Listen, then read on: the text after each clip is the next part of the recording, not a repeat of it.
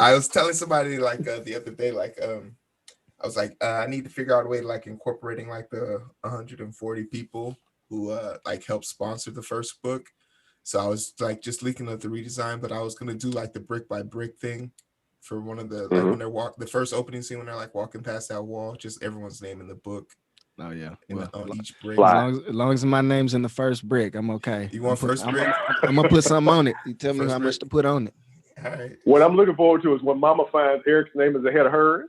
And see, Eric don't want that smoke, so he goes. Hey, listen, I'm gonna say, Mama, I put something on it. I'm sorry. She gonna say she put me here. She like, you want to trade spaces? I'll give you the money back. Carry him for 9 months, 10 pounds, all on you. I was like, nah, I'm good, Mama. All I'm on good. you. I tell you what, next birthday, I promise that I the money I invested in the comic book, I'll put double on your money back.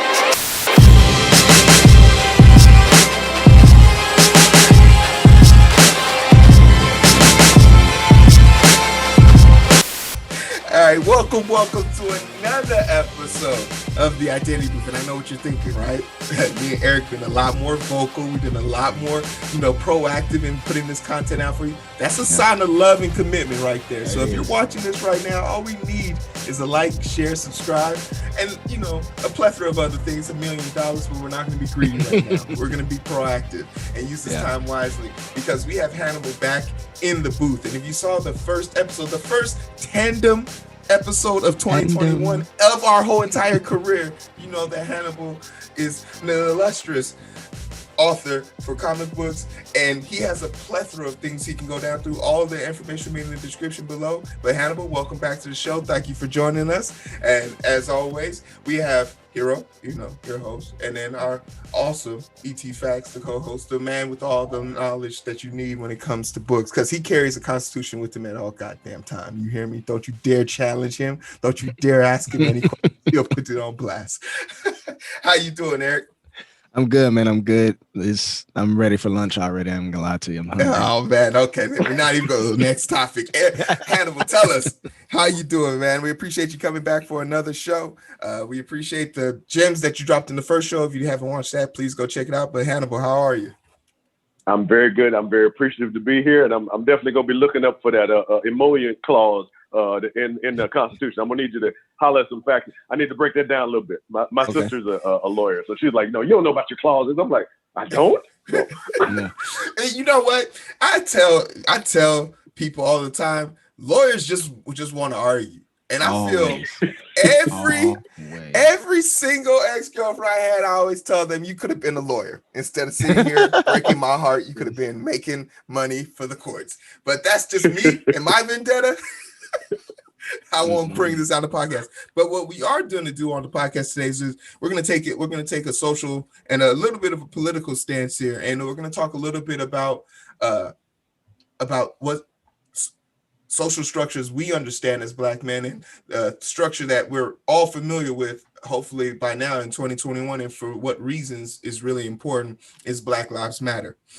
Regardless of how you feel, because I know YouTube has immediately demonetized this, regardless of how you feel, regardless of what you think about Black Lives Matter, here sits 3 Black men who have 3 extremely different experiences when it comes to living as Black people.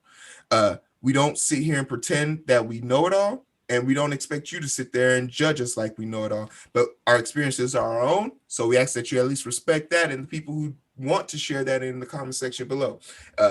Our goal here is to identify with each other, so be kind to each other in those comment sections. But before we get into the questions, I just want to. Actually, I'm going to cut that out because we are ready for the questions. Eric, lead with the question. Eric, give us a question that you want to cover, something about this social dynamic that's going on right now. All right. So if you haven't watched the first episode, a little bit about Hannibal's background is he has been involved, and I will let him go into his involvement with the Los Angeles chapter of Black Lives Matter. And that's important very much because of what's going on in our country today when it comes to equity and equality. So one of the things that Heero and I wanted to ask you is, why is Black Lives Matter becoming so significant outside of police brutality and inequity and injustice, just as a movement as a whole? Well, it's interesting to me as a student of history when I look at this, because I think back knowing that Marcus Garvey started the Black Star Line and did what he was doing. And then 30 years after that, Malcolm X and Martin Luther King. And then 30 years after that, we had Public Enemy and Al Sharpton and other things. And now 30 years after that, we have Black Lives Matter. Every 30 years, like clockwork, this nation has a racial reckoning. It happens. Sometimes it's larger, sometimes it's smaller. I thought the 90s one was honestly a little on the small side, personally, despite Latasha Harlan, despite a lot of things that were happening in that regard. But the difference now is two things. First of all, what I call the democratization of media, that a person standing on the corner with a smartphone can get as much into people's minds as somebody on NBC News, if they freak it right. Yes. That democratization of information has changed the way that information comes to us. Yes. And second, the clarity of branding, that short of Marcus Garvey, who was really, really good with it, there has not been a way to summarize and encapsulate the thought in a way that is both clear and easily communicated. Black Lives Matter is a simple statement.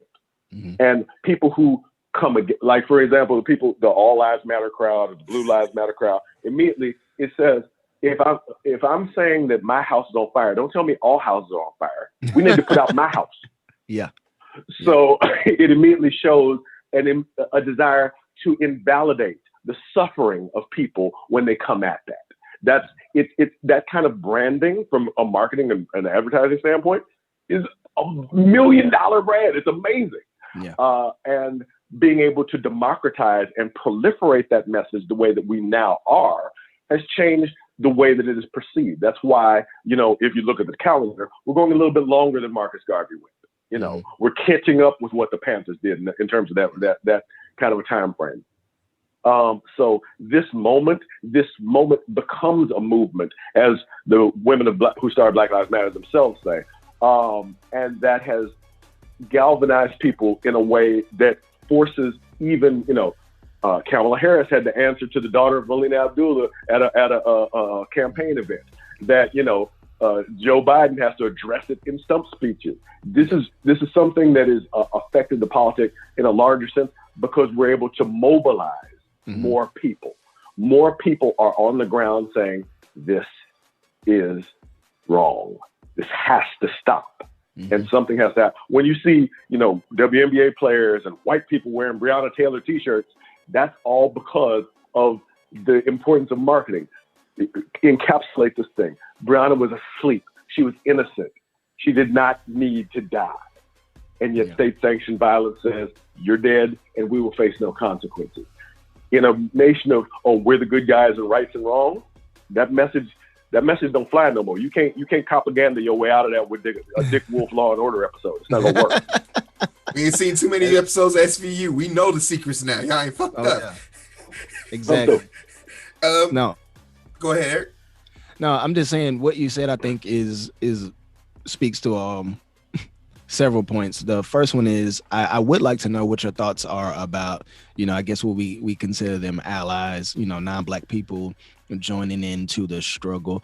A part of me, and maybe this is in complete ignorance, so I'll ask you, from you being a student of history, have you seen, or do you think or feel that these movements have been hijacked by liberal whites? Do you feel that that's something that they do, or do you feel like maybe back then versus now it's a bit more genuine? I really would like to know your perspective. There have been elements outside of our community that have sought to co-opt our work in everything that we have done. Yes. There have been elements inside of our community that have sought to co-opt our work, no matter at what point. These are unfortunate realities. Any conflict will have an adversary. Yes. It is what it is in that regard. But, when I think of allies, when I think of people who were not in a struggle, but adopted a struggle and were important to a struggle, I think of John Brown.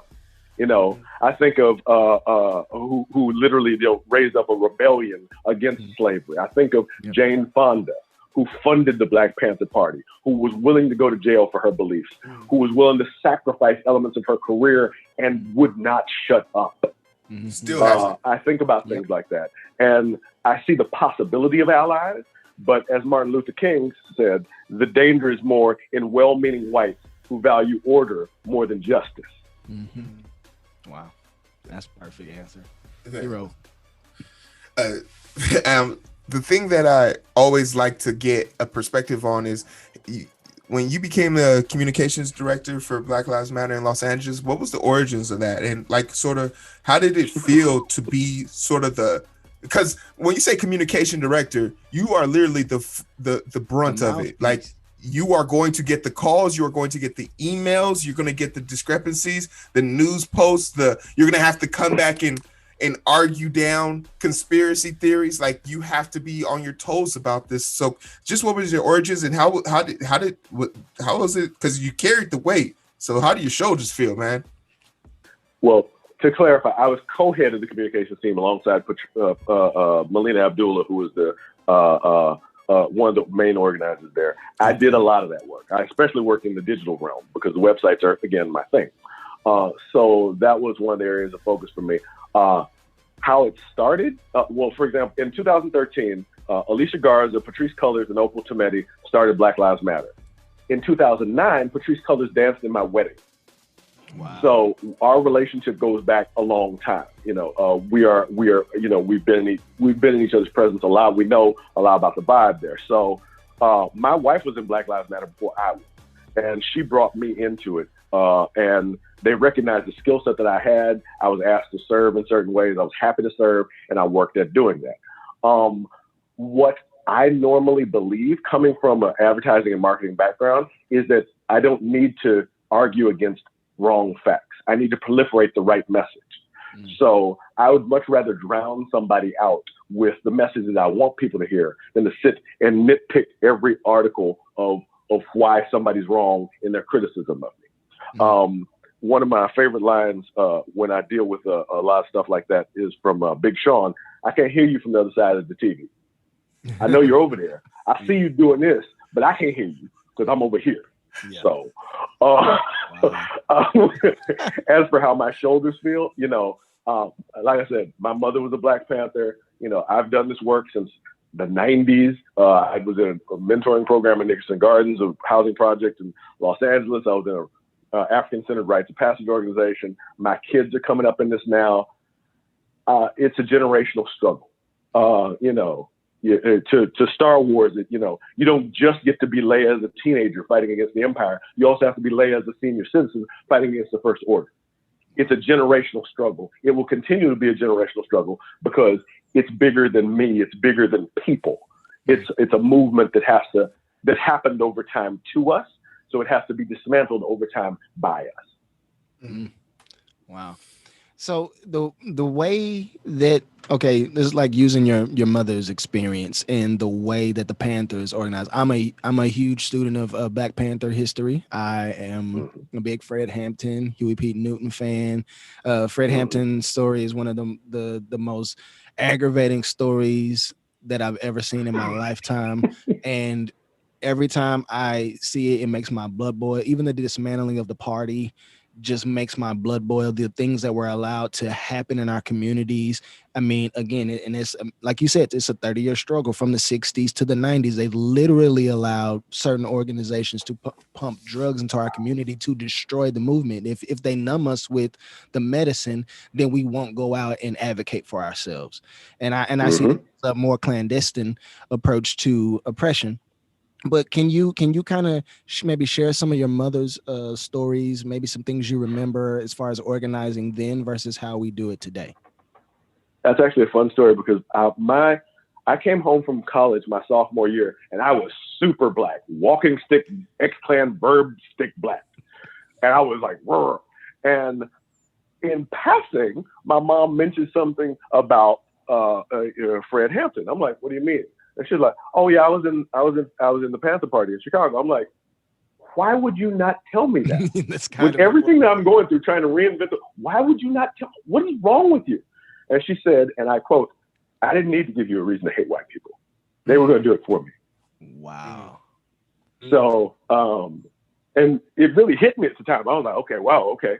So I see where you're coming from. The story that she does tell is the night that Fred died.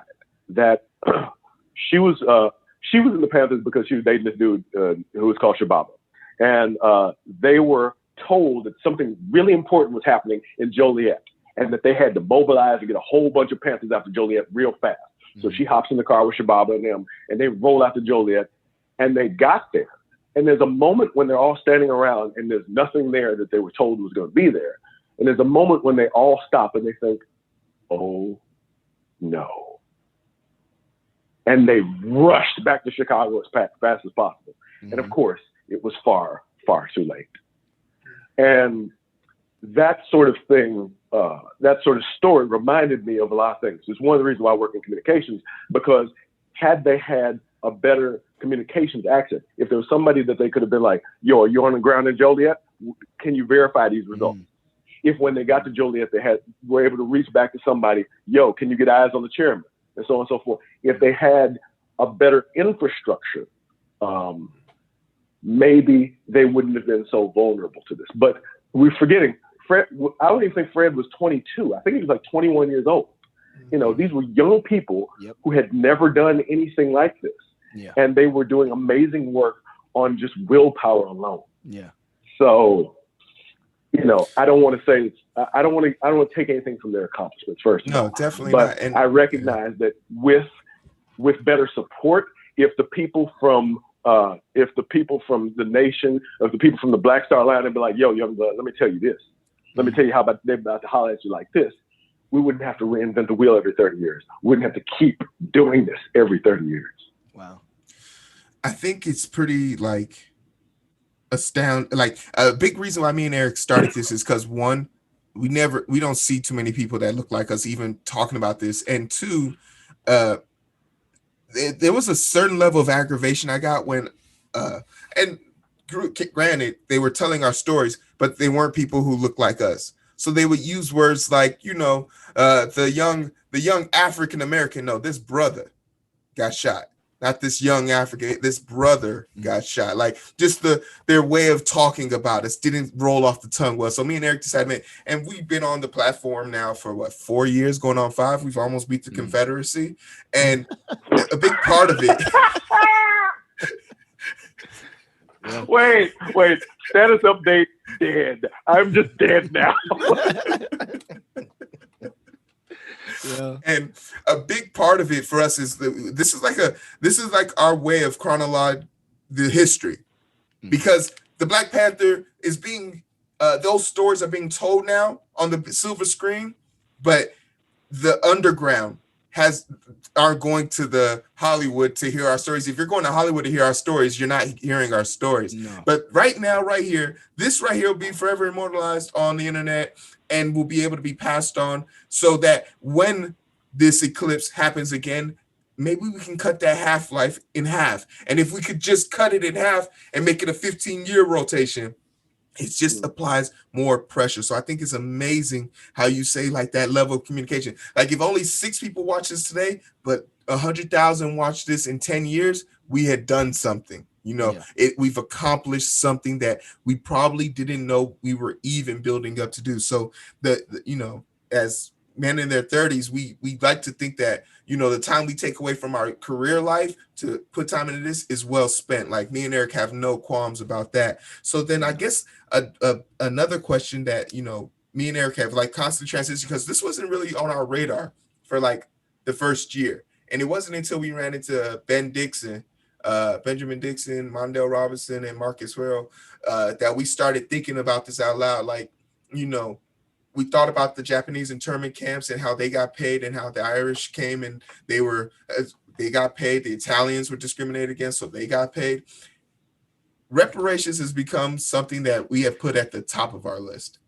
And I don't know how familiar you are with Jimmy Dore. We recently got a bunch of hate from his fans. Oh yeah, on one of our YouTube page, because we literally said Jimmy Dore isn't really about that whole movement. Because if you really wanted to force a vote on Medicare and Medicaid and all that stuff, free healthcare, we die from that every year. at a disproportional rate. So giving us free healthcare isn't going to solve our problem. Let's put reparations on the bill. And people lost their mind. Me and Eric have never got so much hate on a video ever, and we love it. Hey, Yeah. we love you Fantastic. guys. Yeah. We love you guys. So the movement for reparations, was that a big talking point in your time and of doing this? And should Black Lives Matter put their focus into talking about getting Black people reparations versus, because it stands to reason the average human being doesn't understands Black Lives Matter as a principle, but what is their goal? Should the goal of Black Lives Matter be transitioned to getting reparations? Well, Black Lives Matter was always focused on the end of state-sanctioned violence towards Black people. That was always the goal. In that goal, there are subsidiary goals. There are things that are helpful to that. For example, they worked very hard to help make ethnic studies a requirement at Cal State University, because that was something that the Panthers fought for. We recognize if you can affect people's education, you can affect people's behavior. Yes. And so there are subsidiary goals, but the larger overarching goal has always been the end of state-sanctioned violence towards Black people. Would reparations play a part in that? Possibly. Is it big enough to be a network-wide campaign? I don't know. I'm not in the leadership that way. So, but what I do believe is that it is an issue that reparations has been bubbling under things, like I said, through all these movements, ever since the Freedmen's Bureau and the idea of 40 acres of mule first popped up in Reconstruction. But it really bubbled up now because of the economic disparities that people are seeing, where people are fighting to get a $15 an hour minimum wage, and Jeff Bezos is making $4,000 a second. And people are looking at these vast economic disparities. Historically, when you look at the French Revolution, when you look at the Russian Revolution, when the disparities started to get so graphically, scarily huge, people were like, let's do some stuff. Yeah. Let's roll on it. Yep. And that has been a historical constant in this regard. Reparations is a means, but figuring out here's the problem. Lawmakers are reluctant to say, I'm going to just give Black folk a check, because then, white folk are like, where's my check? I've suffered, blah, blah. So for me, I came up with what I thought was the simplest thing. Black folk don't pay taxes, not sales That's taxes, actually not property taxes, not corporate taxes. Think about that for a minute. So if a Black-owned business doesn't pay taxes, look at the difference in the way they have to deal with things than a white-owned business. And all of a sudden, you're going to see a whole lot more Black CEOs. A whole lot more Black CEOs going to do different hiring. Different hiring is going to change the way companies work. I get a diversity training in my company that says companies that are more diverse in ethnic and other makeups are more flexible. They have better solutions. They are more profitable. Yes. But that doesn't change the way people's behavior works. That people can say, I see these numbers, but I'm still going to call a dude I worked with, the white guy that I worked with, the people I know. And that's an unfortunate tribal reality of human psychology. When it is, however, an economic incentive, when you like, okay, hold up, our company is going to pay how much in taxes if we got a white owner, and how much less in taxes if we got a Black owner? We could put him there literally just for the front. Yeah. I mean, but what I'm saying, if you put him there with the salary, then he's going to have to make certain moves. He's going to have to do certain things. It's going to have to look a certain way. Yep. Because, most Black CEOs, I remember there was one at Kaiser Permanente, they're not going to roll up in there and not be Black. I used to work at Kaiser Permanente, and the CEO did this whole thing where he went to a fancy dinner and talked about, he was thinking about stealing the silverware. I'm like, dude, you're a CEO. What are you doing? Nah, man. The tip you leave is worth the silverware. That it's really hard to find a good steak knife. I'm just saying. Like, do you know how hard it is to find a good steak knife? And when you see one, if you leave a decent tip, I don't think that. Yeah, okay. No, let me not incriminate myself, because oh boy. Yeah, you told a little bit more of your business than I really wanted to know there. But overall, the concept of reparations is well, first of all, if you get to the actual number based on any realistic economic, it would bankrupt the nation. Yes. It would bankrupt the nation like that. Thank you. So Yes. that's not a feasible thing. Well, people are not gonna be like, let me just kill myself to save you. People are not gonna do that. They're self-preserved. But if you look forward and say, okay, black folk don't pay no taxes. Have you seen how we spend? Do you have any idea how we spend? Mm-hmm. We're about to do this. Yeah, they're gonna get it. They're gonna get it back. Everything. Absolutely. Yeah. But for those of us who are prudent and business savvy, we could take that extra money that we pay in taxes and we could parlay that into advancing our business, expanding our empire, which in turn would give us the economic ability to hire more people that look like us and get get more of our people out of poverty. The average black man in this country makes $42,000 a year, and the white counterpart makes roughly $10,000 more a year than that. When I start having a bigger company can afford to pay my black men and women more, then I quickly can close the gap. Quickly. Exactly. You remember how I complimented your studio set up there, Eric? Yes. Think about how fly it would be if you had 33% more money in your pocket. Oh. Think about how fly it would be. Oh, I already know. Man, you get my wheels spinning. See, this is a better concept because Heero and I have talked about the reparations thing. And to your point, what I told Heero, I said, it sounds great. I said, but then we have two problems. And Heero tells me the government has money, but I know we're already running a huge deficit. I said, to your point, it would bankrupt the country. I said, but again, until we can change the mentality of the majority of black people to not think, oh, I got the bag, I can go spend on Gucci and Yves Saint Laurent or Givenchy, whatever it is that they want to go spend it on, or go put or TJ Maxx. You guys put 30-inch rims on a $2,000 car, whatever that is. Like that's the worst. We need to be, to your point, a lot more strategic about that. And I think that would be easier to get a reprieve, even if you didn't get it on a permanent basis. Let's say from age 18 to 40.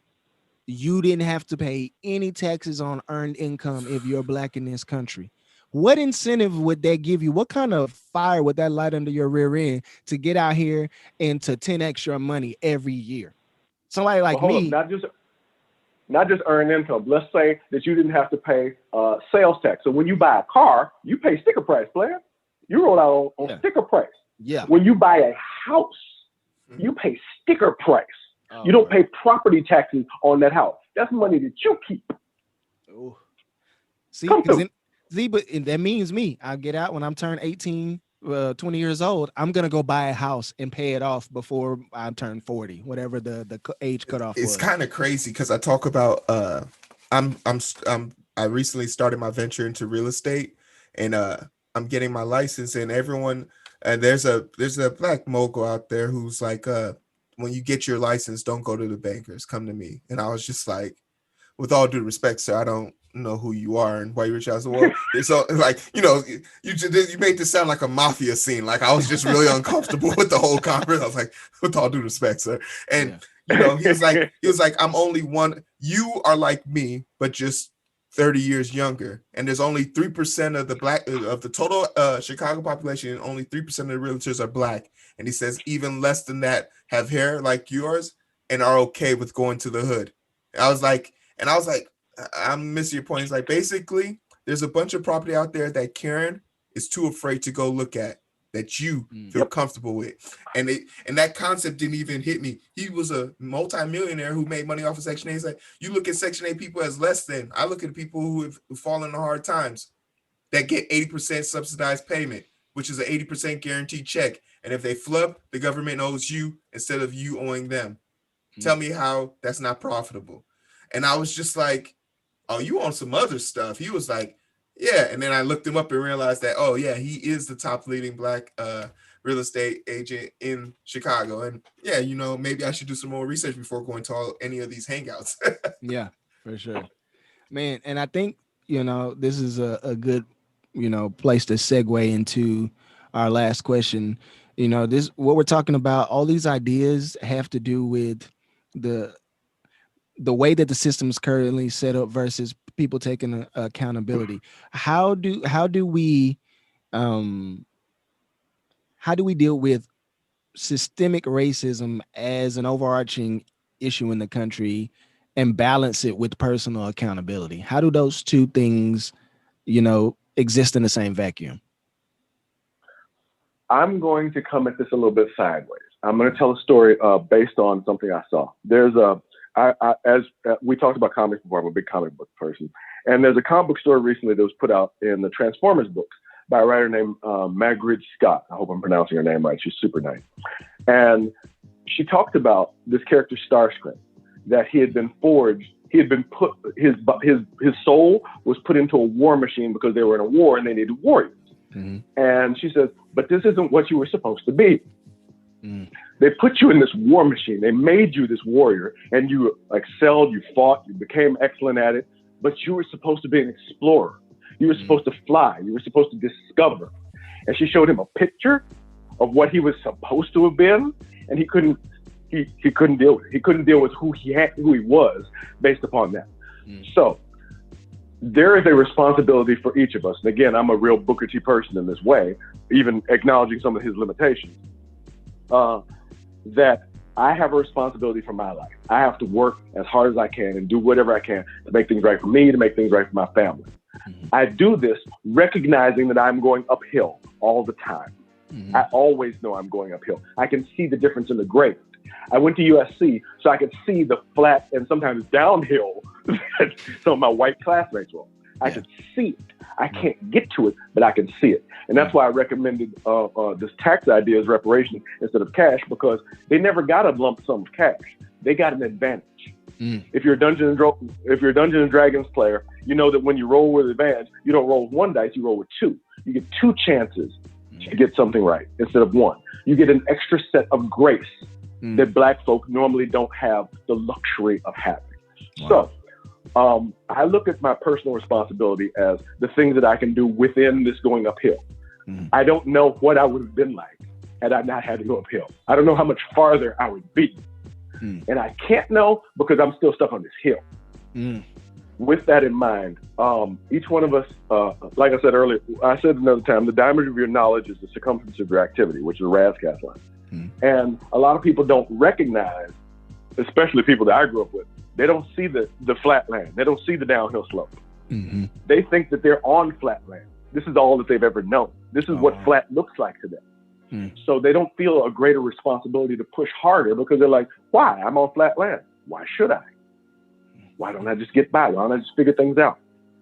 So the structure has also worked to tell them that. The structure has, Black history starts with slavery. Really? Are you sure? Okay. No. I beg to differ. Black folk didn't do anything. Really? Because y'all wouldn't have stoplights, and Dr. Mark Dean literally made it possible for all of us to have computers and cell phones and all that. So let's check the numbers here. I always like to honor Dr. Mark Dean because he's a living Black nerd who made all this possible. But the line between personal responsibility starts with each one of us, because each one of us is going to go into a box or a can of ashes and by ourselves. Nobody else is coming with us. And what we do before that happens is on us. Mm-hmm. Is the story that they'll tell about us. That said, with this generational struggle, Princess Leia didn't stop when she blew up one Death Star. Yep. She didn't stop when she blew up two Death Stars. She didn't stop when the third planet-killing thing was killed. She didn't stop. She was like, this is a struggle that has to keep going as long as I'm going. Mm-hmm. My kids recognize that. My mom recognized that. And as we continue to move through this history, we all have to recognize part of that responsibility is what I call paying the black tax. I will drive across Los Angeles to go to Simply Wholesome instead of going to the white place next door to my house. Yep. Because it's my responsibility to make sure there are Black-owned businesses in my community. Yes. That's on me. So if I want Black superheroes, I better go buy some freaking Black comic books. And while I love the Blue Marvel that my friend Kevin Grievous made, I better make sure I get some One Nation. I better make sure I get It's Not on the Were Spider. I better make sure I get Willpower. I better make sure I get books that represent me and are for me by people who look like me. Mm. Man. Wow. So much to think about. I know. My mind is running right now. And it's running uphill. It is running uphill. No, but I think You- this analogy is really powerful because I never was able to articulate how I felt, and I think you just yeah, so running put it uphill. so eloquently. I literally Thank you. feel this way every day. I get up and I know, and is and I remember hearing as a kid, how you have to work 10 times as hard, and then I woke up one day, I said, I don't have to work 10 times harder. I just have to be better than them. And you know what I realized? That's not that difficult. They're not that. It's They really aren't. They're not. And so if I'm better and I endeavor to be a better version of myself every day, my running uphill is going to be faster than they're running on flat ground. And the ultimate thing is they're running on flat ground, but I'm on a hill, so I have the vantage point because in order for them to see me, they have to look up. In order for me to see them, I just have to keep running and look down. And if I'm running at a faster pace than them, I'm going to be more successful. I've had, I've had white people tell me that I'm oppressed and, that I can't do this and that. And I had to look at them and tell them, I said, oppression starts here. I said, I'm old, I'm younger than you. I've advanced in my career faster than you without the equal credentials, and they resent me for that. They don't know how I Yeah. got there. And I was like, because I quietly outworked you. That's the thing that I have over you is that while you started with an advantage out of the womb, I had to develop a mindset and a skill set to get me farther faster than you. And yeah. again, this is I feel like a bigger part of the problem. Systemically, I feel like this is one of the legs of the issue. Is like when black people enter a space, it is inevitable that we dominate the space. Yeah, I mean, I remember as a kid watching Tiger Woods come up. No one had ever seen no one had ever seen a black golfer that dominant. Now we'd seen a black golfer in the 80s who won a couple majors, but we never seen a young kid, 17, 18 years old, and just come in and destroy the field. And he had so much love from certain people and a bunch of quiet hate. And when he fell, he fell so hard, and you could see just the smirks on these people's face, the satisfaction of seeing him actually be a human being for 1 minute, and then Hmm. watching his ascendance again. Like he's had to overcome so much, and I feel like that story is so relatable to what you said and to me personally. And I know also the hero. Like if you want to speak to that hero. No, I'll definitely speak on it. As a person that got a lot of my credentials, I always tell people like at the age of 22, I had already lived a life that most people spent their whole time trying to do, whether it was because of my athletic accolades in the NFL or, just the fact that I was 6 months away from getting my master's degree. Like so much had happened for me. And a lot of people always ask me, like, where do you go from here? And I always tell people, like, when I go to these interviews, I kind of blatantly look them in the face and be like, you do realize that I don't have to be here, right? Like I am literally here saving lives because it intrigues me for the moment. Like helping people intrigues me for the moment. And that if I ever realize that, oh, I can make six figures at a cubicle, okay, once I figure that out, I'm gone, right? Like I enjoy helping people that much, and the ability, and then everyone asks, so what does your masters do for me? And I say, it gives me the ability to say, fuck off. It's just that easy. There's a hospital in every state. There's two hospitals for every county, if you really want to be honest. So that's just what my education has given me. Eric would tell you, most people know I'm very brash. I don't care about how I'm perceived. I long ago stopped apologizing for making people uncomfortable. Like me being black isn't going to change. I've been me for 32 years. And that whole pick 'em up speech, like, no, man, don't worry. Like, you just got to smile more. Well, you paying me for that because it's not part of my contract. Like I give people, that resilience and that attitude, not from a place of disdain. And the people who truly understand me, they vibe with it.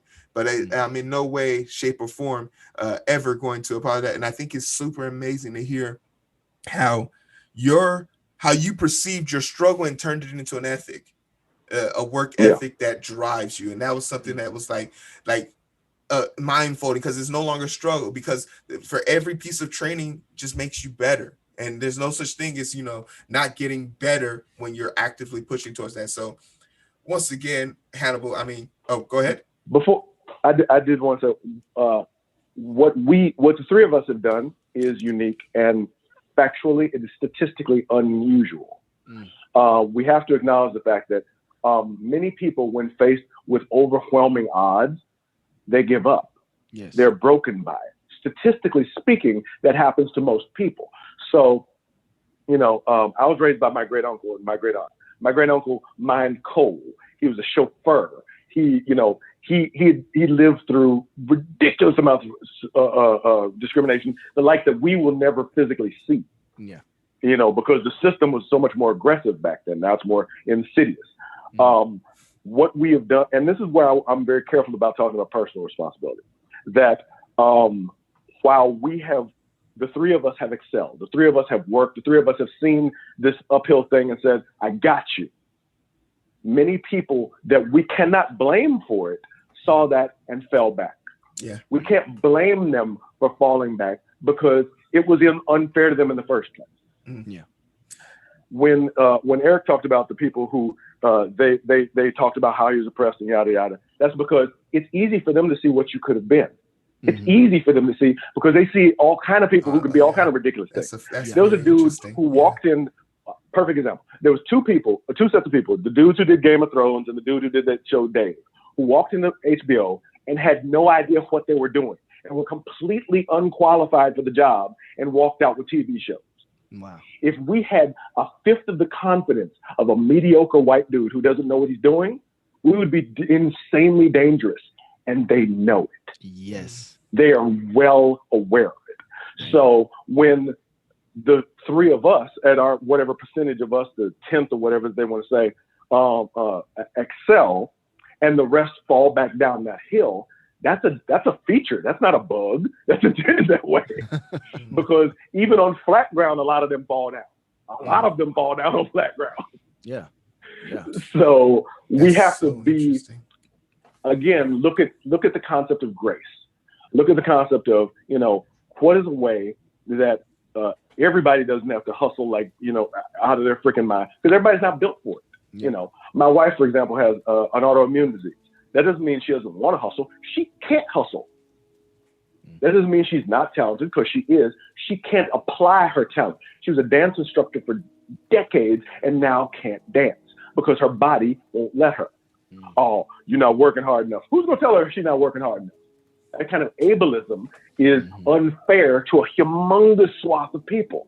Yes. And we have to recognize our own privilege in this regard. And I'm very careful about it, because even knowing that as a Black man, I've experienced challenges in my life. I've been held at gunpoint by cops. I've been followed around malls, whatever.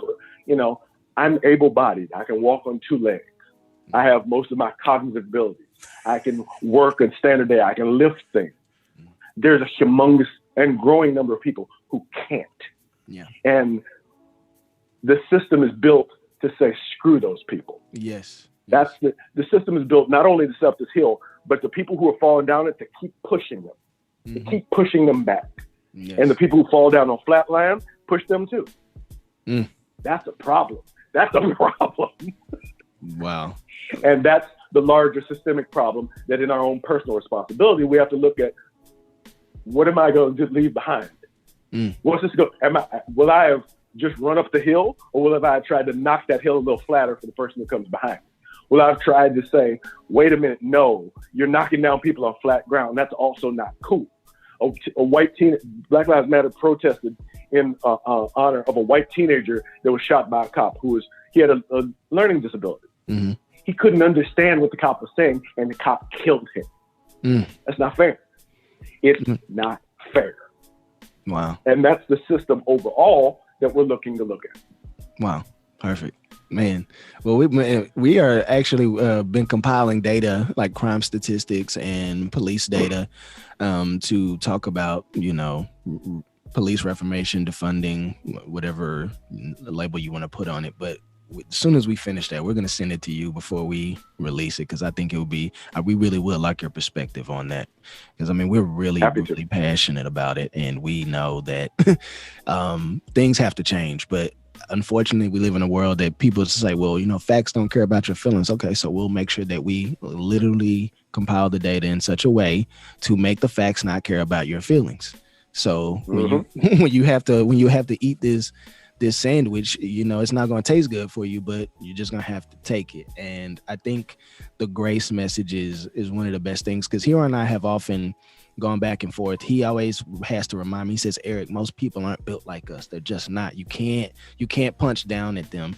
And it's not something that I inherently have ever thought about, or on purpose. Not on purpose. Has really high expectations for people, which is perfectly fine.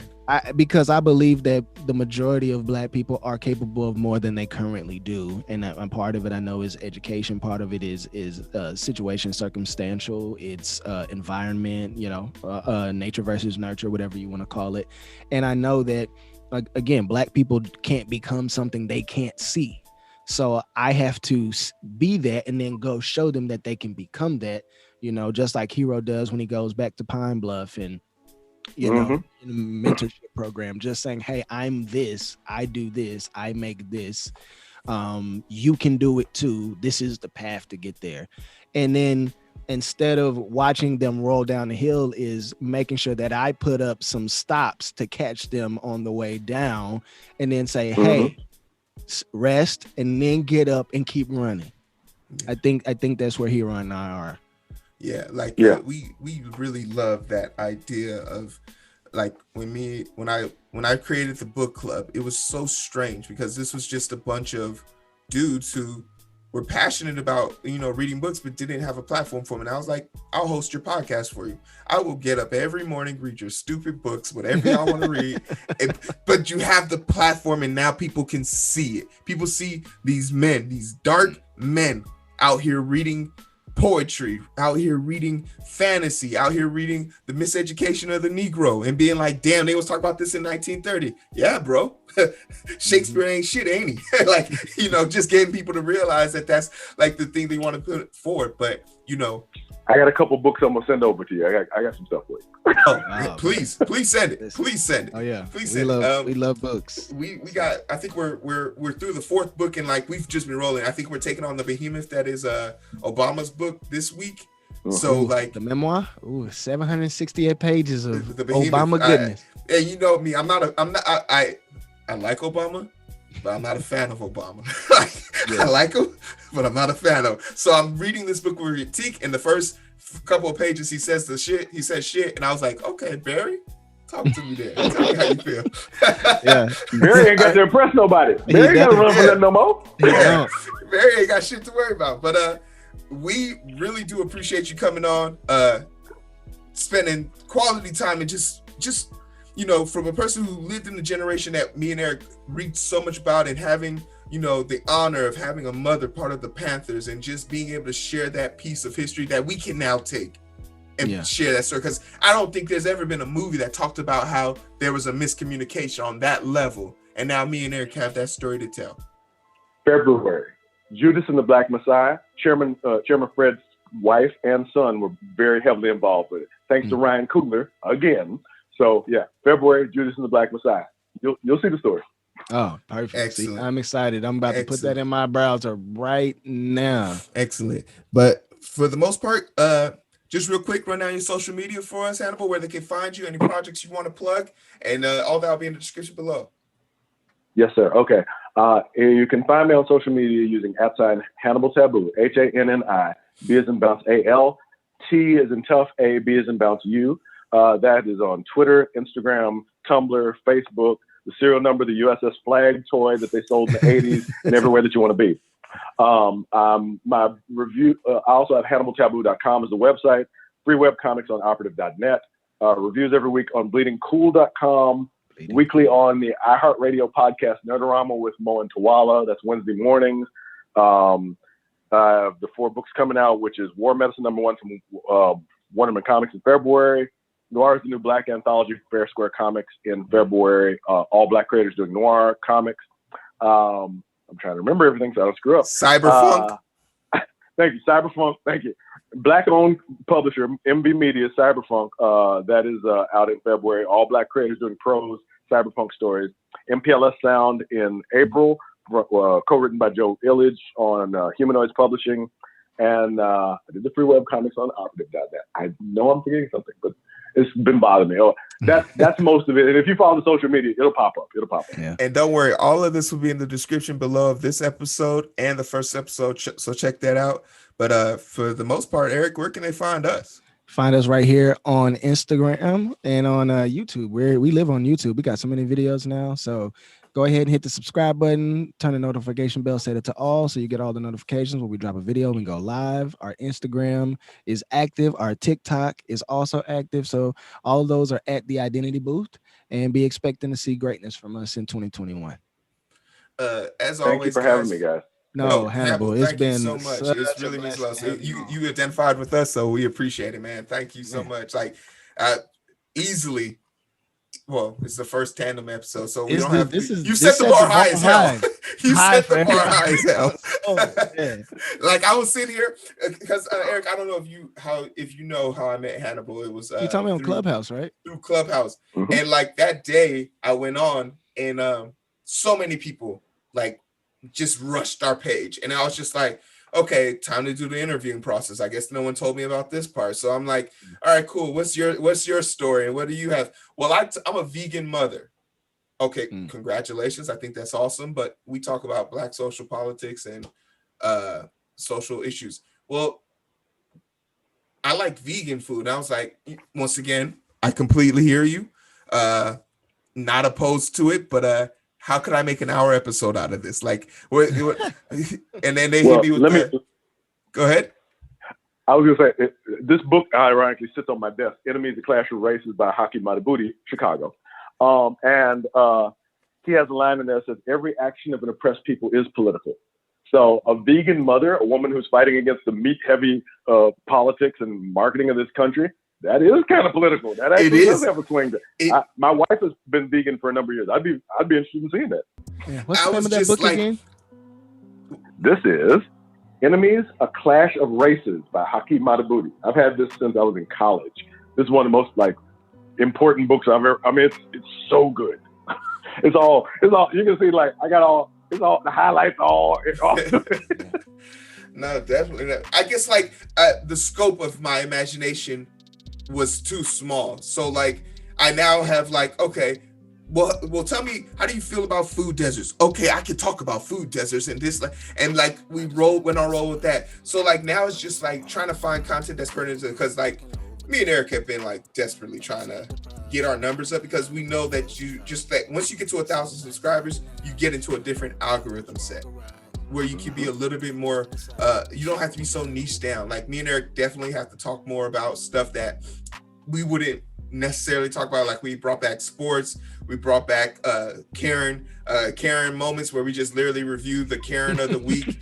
It's just we brought back so much stuff that me and Eric have to put extra effort into, but this is the way. This is what we chose. This is the way.